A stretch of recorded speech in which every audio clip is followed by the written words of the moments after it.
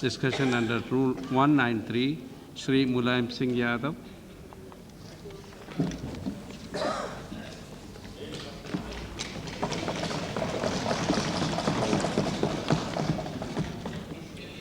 उपाध्यक्ष महोदय,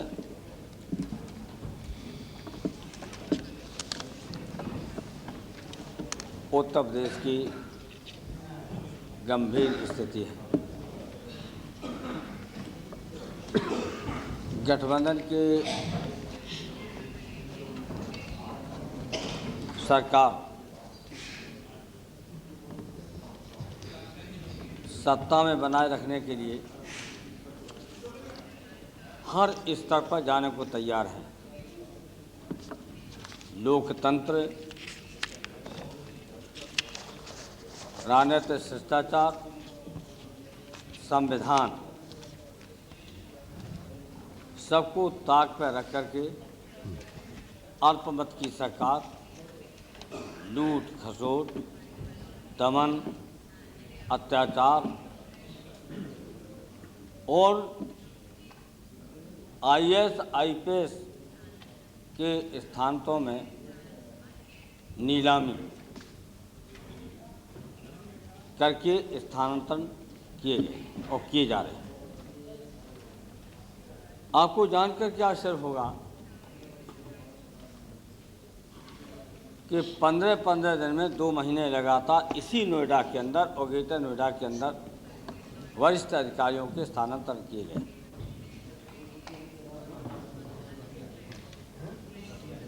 2-2 दर्जन, 3-3 दर्जन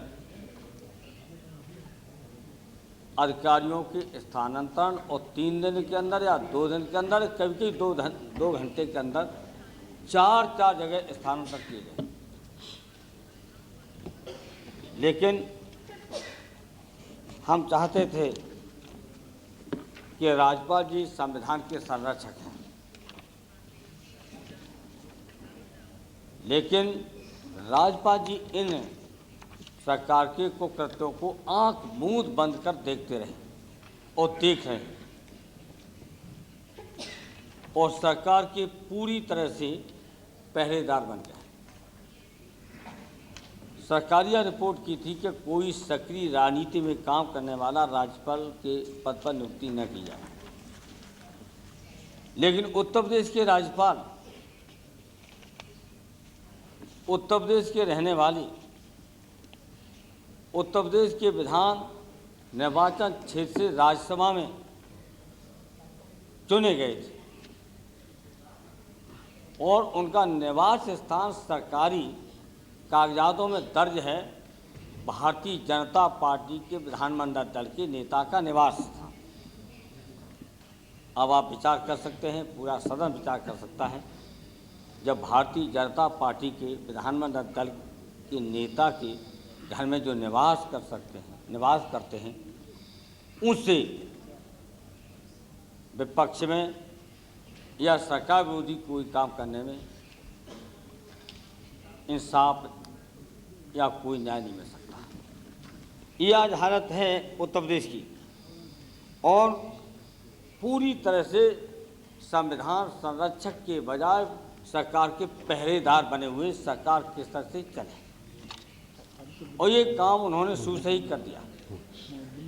जब उत्तर प्रदेश की जनता ने भारतीय जनता पार्टी के खिलाफ जनादेश दिया और सबसे बड़े दल के रूप में समाजवादी पार्टी उभर कर के आई और समाजवादी पार्टी को सरकार बनाने के लिए आमंत्रित करना चाहिए था और यहाँ किया गया। वर्तमान प्रधानमंत्री जी का बहुमत न होते हुए भी बड़े दल के रूप में तत्कालीन राष्ट्रपति जी माननीय स्वर्गीय शंकर दास शर्मा जी ने उनको सरकार बनाने का अवसर दिया। वो अलग बात है कि 13 दिन बाद सरकार गिरी, लेकिन उन्होंने संविधान का पालन किया, हम लोगों ने सहर्ष स्वीकार किया और फिर उसके बाद जो चुनी हुई विधानसभा को काम नहीं करने दिया और 2 महीना के लिए राष्ट्रपति शासन उत्तर प्रदेश की जनता के जन आदेश को ठुकरा करके उसकी छाती पर लगा दिया। उसी बीच में स्वयं राज्यपाल जी ने सरकार बनाने के लिए विधायकों से संपर्क किया और समाजवादी पार्टी से कहा गया कि बहुमत सिद्ध करो। तो बहुमत ऐसे कई आपके सामने मामले आ चुके हैं सुप्रीम कोर्ट से, उच्चतम न्यायालय से और कई कमीशन के कई संविधान विशेषज्ञों के कि बहुमत अल्पमत राजभवन में नहीं हो सकता, वो विधानसभा में ही हो सकता है। यही समाजवादी पार्टी कहती है। लेकिन किसी भी कीमत वहाँ के राज्यपाल जी ने केंद्र सरकार के इशारे पर बड़ी पार्टी को सरकार बनाने का अवसर नहीं दिया और सिद्धांतहीन अवसरवादी गठबंधन और जो आरोप लगाते थे दूसरों पर खरीद फरोख्त करके लालच दे करके सरकार बनाई और जो सरकार चली और सरकार जब ने जिस तरह से काम करना शुरू किया लूट खसोट करके, जबकि वहाँ पर अकाल की स्थिति पैदा है आज भी स्वीकार से, उस समय अरबों रुपया बर्बाद किया गया और भारतीय जनता पार्टी के ही जो राजनीतिक विधायक थे जिन्होंने संघ और जनसंघ, जैसे मैं नाम लेना चाहता हूं, माननीय गृह मंत्री और प्रधानमंत्री जी के साथ काम किया, गंगा भगत सिंह जैसे लोग जिन्होंने काम बराबर किया, वो उन सरकार के कारनामों से असंतुष्ट हुए। रामाशीष राय जैसे नेता, नौजवान जिन्होंने संघ परिवार की सेवा से लेके भारतीय जनसंघ, भारतीय जनता पार्टी की सेवा की और वो तो विभिन्न बड़े पदों पर रहे, इसमें ज़्यादा हमें नहीं कहना, सब जानते हैं कि वो यूथ के प्रेसिडेंट रहे, अध्यक्ष रहे, जो भारतीय जनता पार्टी का। ऐसे लोगों ने शिकायतें की, राज्यपाल जी से की, अपने नेताओं से की, जो मुझे खबर है कि सरकार के चलाने का तरीका ठीक नहीं है। इस तरह से हमारी पार्टी का भी जन समर्थन घट रहा है, हमारी पार्टी की, भारतीय जनता पार्टी की छवि खराब हो रही है। इस सवालों को लेकर उन्होंने असंतोष जाहिर किया। उनका असंतोष का कोई असर नहीं पड़ा तो उन्होंने कहा कि सरकार को हम नहीं चाहते। और इसी तरह से निर्दलीय विधायकों ने भी 7 विधायकों ने राज्यपाल जी को लेकर के दे दिया कि हमने इस सरकार से समर्थन वापस ले लिया। राज्यपाल जी से कहा कल्पना सरकार रही है। राज्यपाल जी ने खुद प्रवक्ता के रूप में कहा कि अभी 2 से 10 विधायकों का समर्थन प्राप्त है, अभी बहुमत में सरकार है। ये भारतीय जनता पार्टी के किसी नेता को या बीएसपी के किसी नेता को बयान देना चाहिए था, लेकिन बयान दे रहे हैं राज्यपाल जी राजभवन से। और फिर 12 विधायकों ने जो ये कहते हैं समर्थन वापस नहीं लिया है, मैं आपके सामने पढ़ के सुना दूं जो लिखा है उन्होंने राज्यपाल जी को। इसको माननीय सदन सोचेगा कि ये क्या है, समर्थन वापस नहीं, क्या विदित हो। ये 10 विधायक हैं, 12 विधायकों ने भारतीय जनता पार्टी के लेकर के दिया राज्यपाल जी।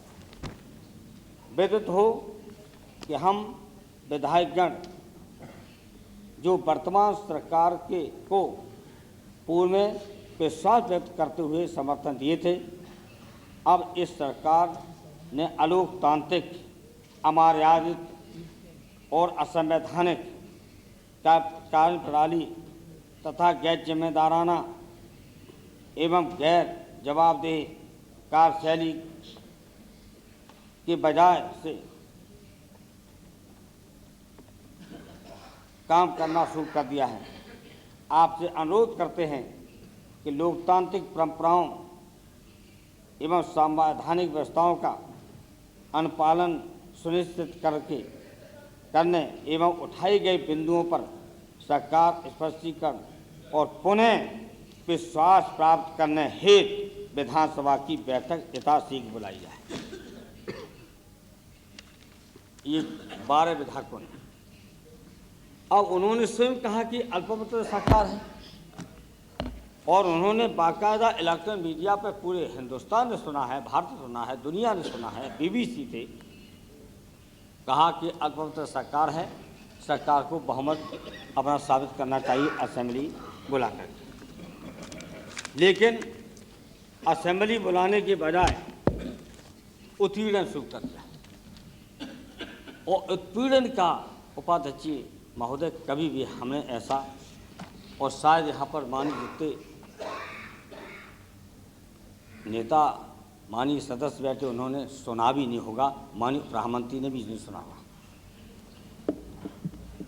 कि जिसने रघुराज सिंह राजा भैया के नाम से कहे जाते हैं, भारतीय जनता पार्टी सरकार चलाने में 5 साढ़े 5 साल योगदान दिया, कैबिनेट मंत्री रहे, उनको मनगढ़ंत झूठे आरोप लगा कर के जेल भेजा और फिर पहले फतेहगढ़ जेल और फतेहगढ़ जेल से बांदा जेल और बांदा जेल में जा डाल करके उनसे पूरी की पूरी मिलाई बंद और उत्पीड़न इस तरह का मानसिक शारीरिक उत्पीड़न किया गया कि जिस तरह से कोई देशद्रोही जैसे कश्मीर से कोई उग्रवादी पकड़ा हो, इस तरह का आज व्यवहार किया जा रहा है। यही धनंजय सिंह विधायक के साथ और उनकी जो और समर्थक थे अक्षय सिंह, प्रताप सिंह और रामनाथ सरोज जो फौज में भूतपूर्व सैनिक रहे, सीमा पर देश की सेवा की विधायक हैं, उन दोनों को भी गैंगस्टर का मुकदमा, गैंगस्टर फर्जी DMSP के माध्यम से दबा कर उनको भी जेल भेज दिया। उनके पिता राजमहल में रहते राजा हैं, पुलिस ने छापा मारा और छापा मारने पर जब उनको गिरफ्तार नहीं कर सके तो वो मुकदमा सीधा हाई कोर्ट से उन्होंने स्टे लिया। मैं एक परिवार के बारे में बता रहा हूँ किस स्तर तक ये सरकार काम कर रही है। और उसके बाद सैकड़ों एकड़ का तालाब भरा हुआ मछली का पूरा का पूरा पानी उसका बहा दिया, प्रदूषण हो गया पूरा और सिंचाई का संकट तक पैदा कर दिया है और पानी गंदा किया है। ये हालत आज उत्तर प्रदेश की सरकार कर रही है और केंद्र सरकार और राज्यपाल जी आंख मूंद करके समर्थन कर रहे हैं और कहते बहुमत की सरकार है। हमने उस दिन भी का आज करें और प्रधानमंत्री जी का इस संबंध में हम आदर करेंगे कि स्वयं कहा कि हमारी पार्टी पर संकट है, हमारी पार्टी की यही स्थिति रही तो एक पार्टी का नाम लिया, नाम नहीं लेना चाहता हूँ, वो इसी तरह दुर्दशा होगी। ये सुख और सुविधा और सत्ता की तरफ भाग रहे हैं। तो सीधे ने कहकर के उन्होंने तो स्पष्ट कर दिया कि सरकार अल्पमत में चली गई, हमारी पार्टी के अंदर विद्रोह है और हम बार बार कहते रहे कि सरकार अल्पमत में है। और यहीं पर उपाध्यक्ष महोदय मैं आपसे स्पष्ट करना चाहता हूँ सदन के अंदर समाजवादी पार्टी का इस सरकार को गिराने का कोई कभी प्रयास नहीं किया गया। ये सही है कि हम नाम नहीं लेना चाहते, यहाँ पर बहुत सारे साथी बैठे हैं उधर के भी जो जिनकी सरकार उन्होंने भी कहा कि हमारी पार्टी खत्म हो रही है, मुलायम सिंह कुछ निष्क्रिय क्यों हो, उदासीन क्यों हो, मैंने कि सरकार चलाओ, हमें कोई आपत्ति नहीं। लेकिन जब पार्टी के अंदर अंतर्विरोधों के कारण और उस सरकार के गलत कारनामों के कारण, भ्रष्टाचार के कारण, दमन के कारण, अत्याचारों के कारण स्वयं विद्रोह हुआ और उसके बाद उन पर जुल्म हुआ, तो जुल्म के खिलाफ लड़ने की समाजवादी पार्टी का सिद्धांत है। चाहे बीजेपी पे जुल्म हो, चाहे किसी पे जुल्म हो, हमेशा जुल्म के खिलाफ लड़ी है। इसी जुल्म के खिलाफ हम खड़े हुए हैं, हमारी पार्टी खड़ी हुई। बीएसपी के जयप्रकाश यादव ने जब समर्थन विड्रॉ किया तो उनको घोषित कर दिया अपराधी और 10,000 रुपया इनाम गिरफ्तारी करने में या गिरफ्तारी के सहयोग करने में। 8 दिन लगातार गोरखपुर जनपद में 4 जीपों में लाउड स्पीकर से मुनादी की गई कि जयप्रकाश विधायक को गिरफ्तार करे और करवाए तो उसको 10,000 रुपया इनाम। क्या ऐसा कभी सुना होगा? कैसी ये जनप्रतिनिधियों के साथ दरोगा सिपाही है। और जब इसके खिलाफ 11 तारीख को विरोध दिवस मनाया जा रहा था और 11 तारीख को स्क्रूटनी थी राज्यसभा की ये चुनाव की, समाजवादी पार्टी के नेता, राज्यसभा के सदस्य, समाजवादी पार्टी के महासचिव, प्रवक्ता, और जैसे ही जहाज से उतर करके हवाई अड्डा पर निकले, अपनी गाड़ी बैठने लगे और उनका काला गर्दन पकड़ के घूसा मार के बाहर निकाला और उनकी चाबी छीन ली गाड़ी की। और दूसरे जो उम्मीदवार थे अबू आसिम आजमी, वो उनके पीछे तो उनको गिरफ्तार करके पता नहीं कहाँ ले गए, 7 बजे छोड़ा गया। इन दोनों को अपनी स्कूटनी में भी शामिल नहीं होने दिया। भगवती सिंह दिल की बीमारी है, ऑपरेशन हुआ है,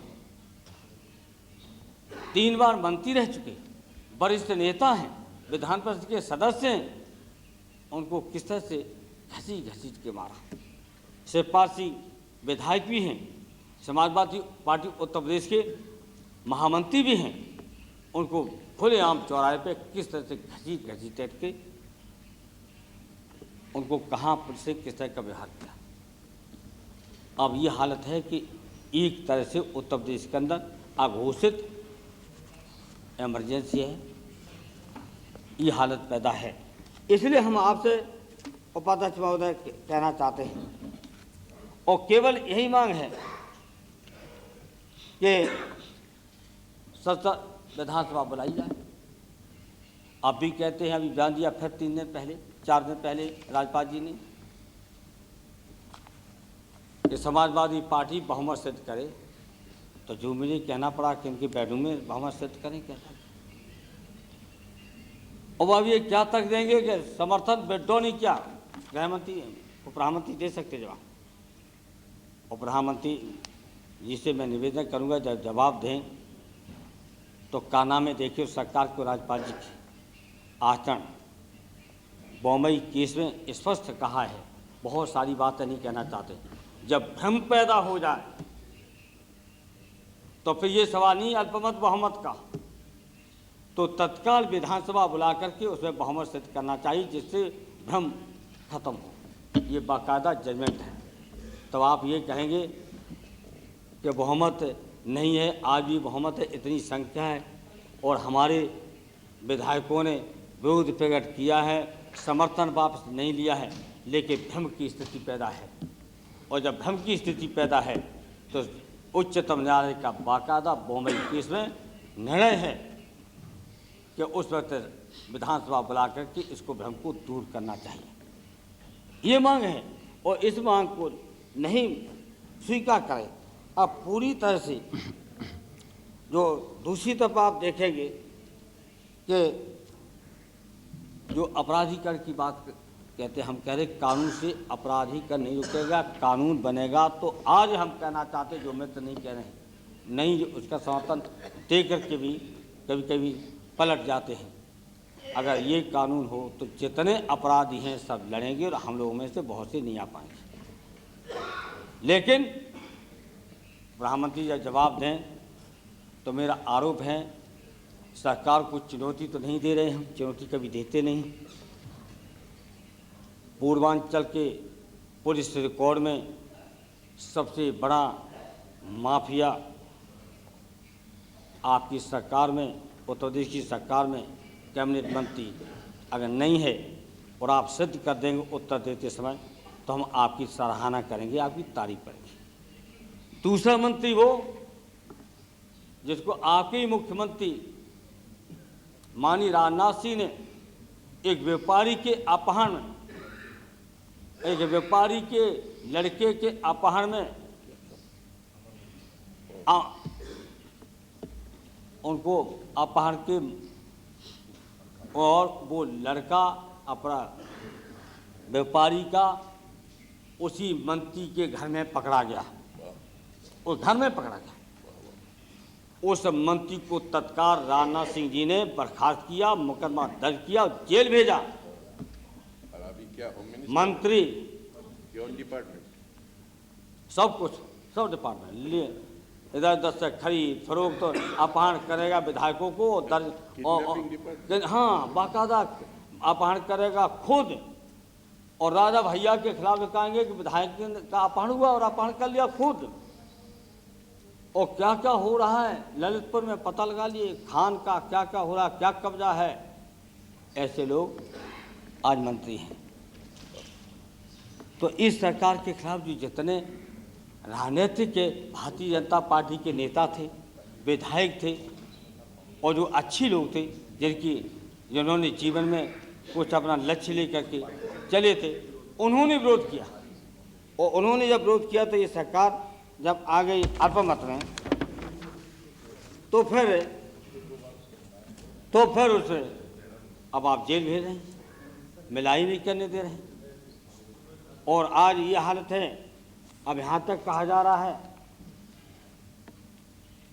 आज ही का साथ अखबार है क्या, आज ही का 26 नवंबर लखनऊ से बयान दिया है मुख्यमंत्री जी ने, मुख्यमंत्री मायावती ने कहा है कि राजा भैया माफ़ी मांगें, प्रायश्चित करें और बसपा की लाइन पर चलने का वादा करें तो उनको अपनाने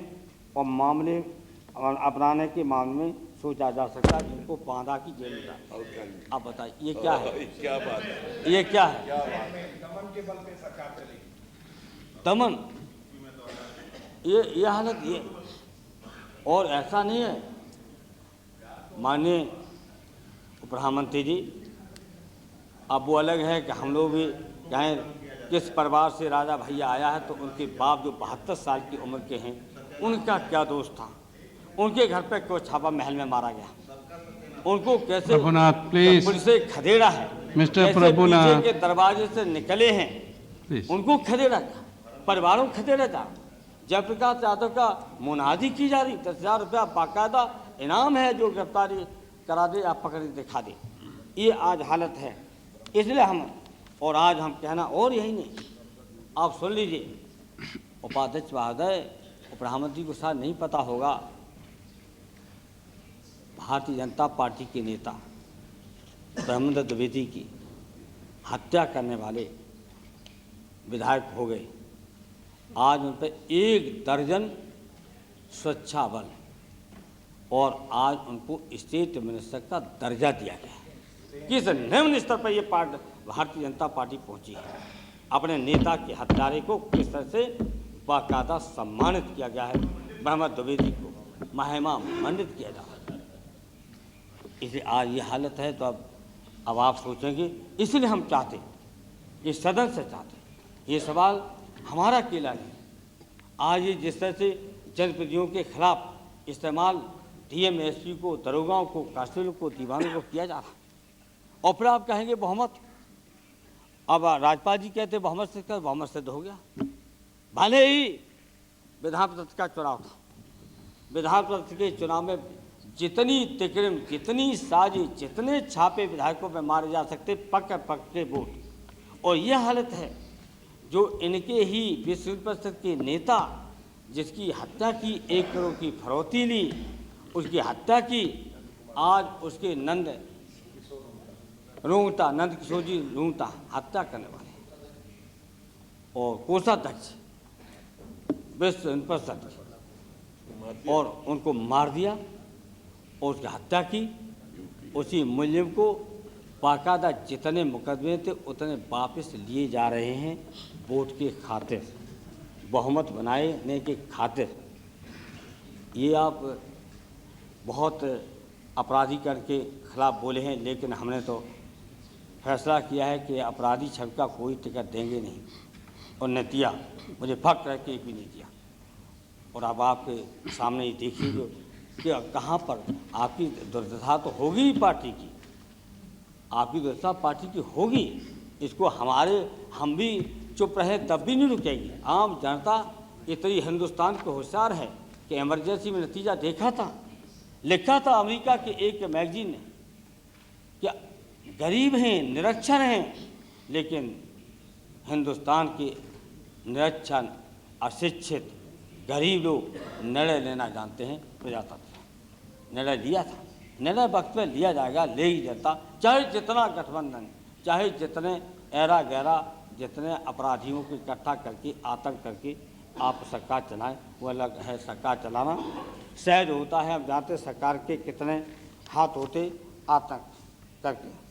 और जो आज इस तरह सच्ची बात कहने वाले विधायकों का दमन सरकार जो हो रहा है, चाहे संवैधानिक अधिकार जो छीने गए हैं और मनगढ़ंत जितने मुकदमे फर्जी उन पर लगाए जा रहे हैं, ये हालत आज है। और ये सब आंख मूंद के राज्यपाल जी देख ही नहीं रहे, उनका समर्थन भी है। अब नेता विपक्ष मोहम्मद आजम खान तकिया और चादरा के नाम पर एक मुकदमा दर्ज करा दिया। नेता विरोधी को वैसे ही कैबिनेट का दर्जा है, उसको तकिया और चादर वैसे मिल जाए, उसको पता ही नहीं। उसको पता तब चला जब टीवी पे आ गया दूसरे तीसरे दिन, तब पता चला कि मेरे ख्याल मुकदमा। मोहम्मद आजम खान नेता विरोधी विधानसभा उत्तर प्रदेश में समाजवादी पार्टी के नेता हैं, ये अभी राज्यसभा के मेंबर थे। अब उनके खिलाफ मुकदमा, ये मुकदमा तकिया और चादर नहीं दिया जा रहा, उसमें उन्होंने झगड़ा कर दिया। हाँ, झगड़ा कर दिया। Please take it seriously. Don't laugh like this. जी हाँ, तो उपाध्यक्ष महोदय, और आप देखें कि अब जिन्होंने, हम तो ये कहेंगे कि जिन विधायकों ने, भारतीय जनता पार्टी विधायकों ने जो बुलंद आवाज़ की है, उन्होंने उपाध्यक्ष महोदय देश की सेवा की है। इस तरह के भ्रष्टाचार खुल्लम खुल्ला, जिसका दुरुपयोग अरबों रुपए का हो रहा है, अरबों अरबों रुपए का। आप भी चले गए हमें धिक्कार करने, आप भी हमें धिक्कार करने चले गए। प्रधानमंत्री हमको धिक्कार करने चले गए, हम तो विदेश में थे। हमने सच है, नाम तो पढ़ा था, सोचा था आप वो धिक्कार करने हमें नहीं जाएंगे, क्योंकि हम जानते थे कि डॉक्टर भीमराव अम्बेडकर का जितना हमने सम्मान किया है, आज अम्बेडकर गांव बसाने का जो आज उत्तर प्रदेश में चर्चा चला, तब पीएचपी का नामो निशान नहीं था। 1990 में हमने ही चलाई थी, हमने ही सारा बजट का प्रावधान किया था, हमने ही उत्तर प्रदेश विधानसभा के सामने इतना बड़ा बंगला दे करके उनकी मूर्ति भी लगवाई और उनके विचारों से को फैलाने के लिए पुस्तकालय खोला, पैसा दिया था हमने ही। और अम्बेडकर यूनिवर्सिटी शुरू की थी पंडित नारायण तिवारी के साथ ज़माने में, उसको जा के मौके पे धूप में खड़े होकर के काम कराने का काम हमने ही किया था। और जो उसमें संशोधन कुछ करने थे आम जनता के लिए, आम लोगों के लिए, पिछड़ों के लिए भी, उसमें हमने संशोधन करने का प्रयास किया था। अब हमारी गलती इतनी है, मैंने कहा कि ये जो अरबों रुपया खर्च हो रहा है पार्क के नाम पर, तो हमने कहा कि ये अम्बेडकर साहब के नाम से कोष खोला जाए और बजट में प्रावधान भी कर दिया जाए, 20-25 करोड़ रुपया प्रतिवर्ष दे दिया जाए, और उसके बाद गरीब जो बच्चे हैं पढ़ाई लिखाई का इंतजाम किया जाए। अगर अच्छे लड़के विदेश नहीं जा सकते तो उनको विदेश भेजा जाए। ये हमने कह दिया कि ये इस शौकीनी के लिए, फ्यूल खर्ची के लिए, और ये तमाम ऐसे 34 जो गेस्ट हाउस बन रहे हैं जहाँ गरीब नहीं रह सकते है, दलित नहीं रह सकता है, इसमें तो लोग खाएंगे पिएंगे, क्या क्या पिएंगे, देसी पिएंगे क्या अंग्रेजी विदेशी देसी पिएंगे, ऐसे लोग रहेंगे उसमें गेस्ट हाउस। और फिर एक दफ़ा आप होटल बेच रहे हैं, और एक दफ़ा सरकार पे में 1 लाख करोड़ का लगभग कर्जा है उत्तर प्रदेश के खजाने पर, 1 लाख करोड़ रुपया। सड़कें टूटी पड़ी हैं, हम सड़क बनवाना चाहते और सड़क मंत्री कहता मेरे पास मरम्मत के लिए भी पैसा नहीं। ये हालत है।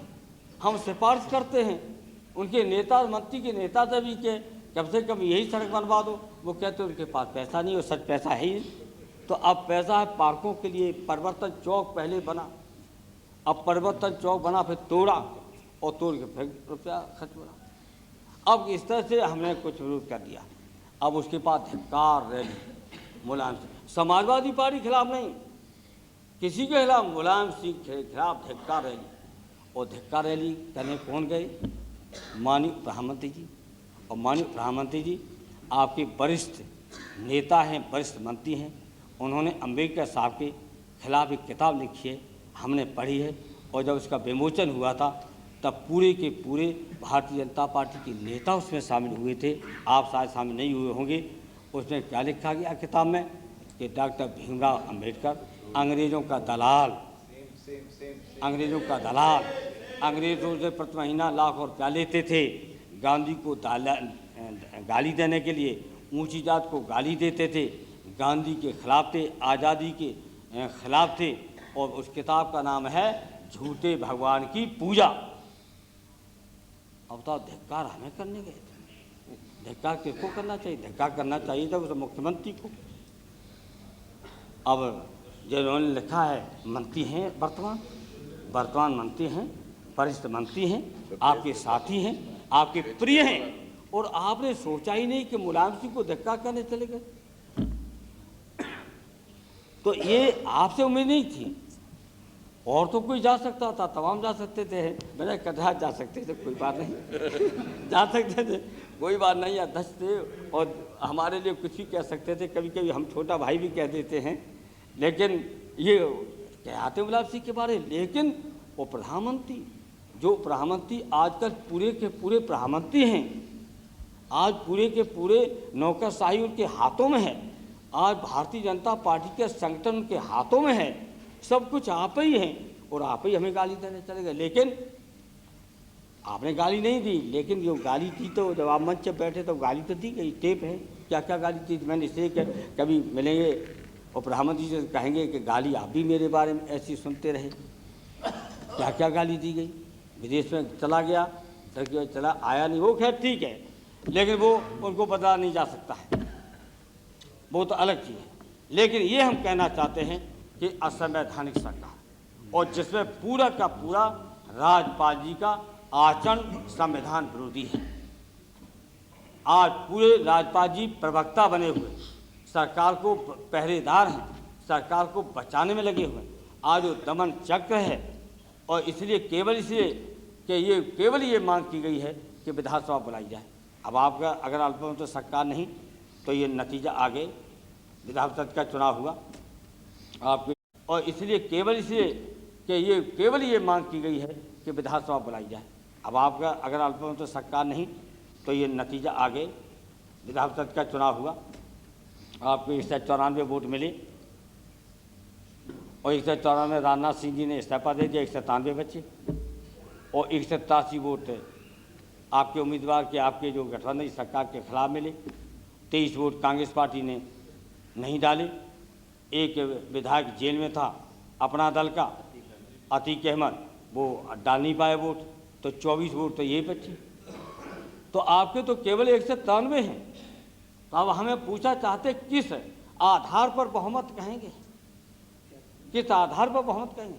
आप अगर ये कहेंगे कि 12 विधायकों ने समर्थन विड्रॉ नहीं किया, तो हम कहना चाहते तो वो जजमेंट को याद कर लेना कि जब भ्रमित हो जाए कहीं, और भ्रम हो जाए सरकार के बारे में, तो सरकार को तत्काल विधानसभा में जाके भ्रम को ख़त्म करना चाहिए और सरकार अपना बहुमत सिद्ध करना चाहिए। इसलिए हमने आज आपके सामने ये अपना रखा है, अपना ये जो संविधान विरोधी काम हो रहा है, ये संविधान विरोधी काम से लोकतंत्र को बहुत बड़ा खतरा है, और जनप्रतिनिधियों की क्या स्थिति आगे होगी, इस पर भी आपको गंभीरता से विचार करना पड़ेगा। और आज हम जिस तरह से आज ये सरकार खजाने की लूट, जो आंख मूंद, जबकि राज्यपाल जी का सरकार को निर्देश देना और गलत कामों के करने से रोकने के लिए प्रयास करना, मुख्यमंत्री को बुलाना।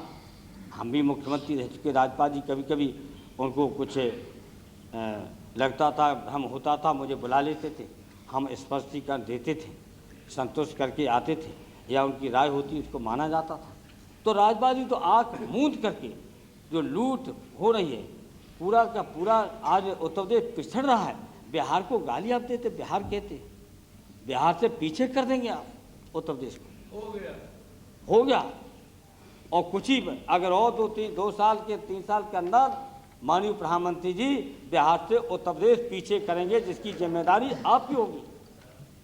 आपके बिना वहाँ अब आप भारतीय जनता पार्टी में अंगुली नहीं उठ सकती है, आपके बिना पत्ता नहीं हिल सकता है, आप ही सब कुछ हैं। उसके बाद ये आप जैसे अपने को, अब आप नहीं हम कहना चाहते, हम तो आदर करते हैं कुछ बातों को लेकर के, इसे नहीं हम कहते हैं। इसे हमारा आग्रह है कि संसद से और पार्टी के उठ करके, दल भावना से उठ करके हम चाहते हैं कि संसदीय दल की एक कमेटी बनाई जाए और तत्काल राज्यपाल को वहाँ से हटाया जाए और विधानसभा आमंत्रित की जाए और जो भ्रम है आज उत्तर प्रदेश के अंदर उसको दूर आप बहुमत कर ले जाइए, कोई हमको आपत्ति नहीं होगी। लेकिन आपको तत्काल विधानसभा बुलाइए और विधानसभा, और हम चाहेंगे कि अगर आप चाहते हैं गरिमा पूर्ण जो होता है पद राज्यपाल जी का, तो ऐसे राज्यपाल जी को माननीय प्रधानमंत्री जी, आप गृहमंत्री भी हैं, तत्काल उनको बर्खास्त करिए, उनको बुलाइए। इन्हीं शब्दों के साथ हम अपनी बात को खत्म करते हैं। श्री स्वामी चिन्मयानंद जी।